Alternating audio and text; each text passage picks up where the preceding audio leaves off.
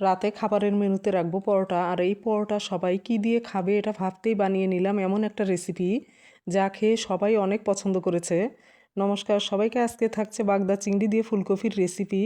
তো মশলার জন্য একটা কেটে রাখা টমেটো, কিছুটা চেরা কাঁচামরিচ, কয়েক টুকরা আদা, দুটো ছোট সাইজের পেঁয়াজ, একটা রসুনের কোয়া, 10-12টার মতো দেবো কাজু বাদাম। এখন সব কিছুতে একটু লবণ ছড়িয়ে ঢাকনা দিয়ে ঢেকে দেবো। ঢাকনা খুলে এমন ভাজা হয়ে এলে ঠান্ডা করে মিক্সিতে পেস্ট করে নেব। ফ্রাই প্যানে পরিমাণ মতো তেল দিয়ে গরম করে নেব।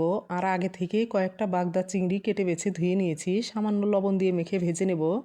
এপাশ ওপাশ করেই ভেজে তুলে নেব, বেশি ভাজা করলে মাছগুলো শক্ত হয়ে যাবে।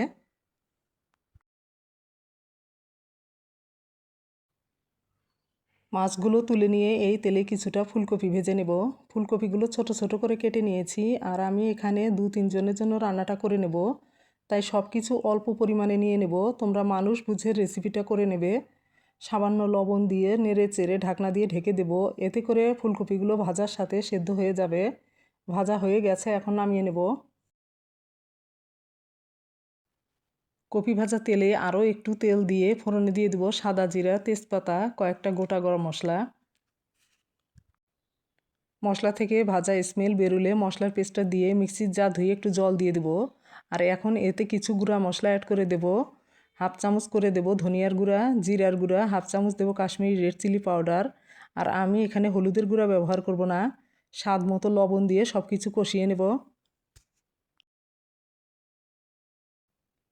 মশলা এমন কষানো হয়ে এলে ভেজে রাখা কপিগুলো দিয়ে ঢাকনা দিয়ে ঢেকে আরও কিছুক্ষণ কষিয়ে নেব।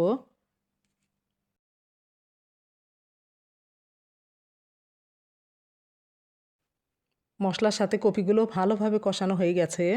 এই পর্যায়েই দিয়ে দেবো 1 কাপ লিকুইড দুধ। যেহেতু রেসিপিটা পরোটার সাথে খাওয়া হবে তাই গ্রেভিটা ঘন রাখবো।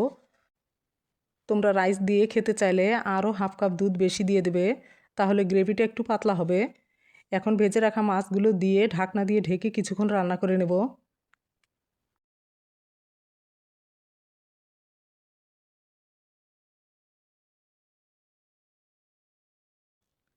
ঢাকনা খুলে একটু নেড়েচেড়ে দিয়ে দিব 1/2 চামচ চিনি আর 1 চামচ ঘি।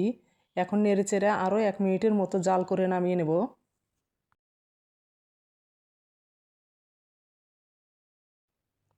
তো তৈরি হয়ে গেল এমন একটা রেসিপি যা রুটি, পরোটা, রাইস সব কিছুতেই খেতে ভালো লাগবে।